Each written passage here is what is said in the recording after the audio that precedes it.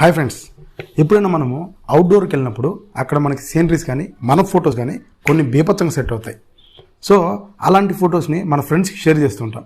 రెగ్యులర్గా మనం యూజ్ చేసే మెథడ్ వచ్చి వాట్సాప్లో షేర్ చేస్తుంటాం. సో ఈ వాట్సాప్లో షేర్ చేయడం వల్ల ఆటోమేటిక్గా డూప్లికేట్ ఫైల్ అనేది ఒకటి క్రియేట్ అవుతుంది. కావాలంటే మీరు చెక్ చేసుకోండి. మీరు పంపిన తర్వాత మీ ఫోటోని ఒకసారి జూమ్ చేయండి, క్వాలిటీ అనేది తగ్గిపోయి ఉంటుంది. సో అలా కాకుండా డాక్యుమెంట్గా క్రియేట్ చేసి పంపించండి.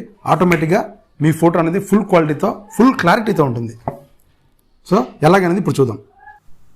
ముందుగా ఈ వాట్సాప్ ఓపెన్ చేసిన తర్వాత మనం ఎవరికైతే పంపించాలనుకున్నామో వాళ్ళని సెలెక్ట్ చేసుకొని ఇక్కడ ఈ అటాచ్మెంట్ సింబల్ ఉంటుంది, దీన్ని సెలెక్ట్ చేయండి. ఆటోమేటిక్గా ఫస్ట్ వచ్చే ఆప్షన్ డాక్యుమెంట్ సెలెక్ట్ చేయండి.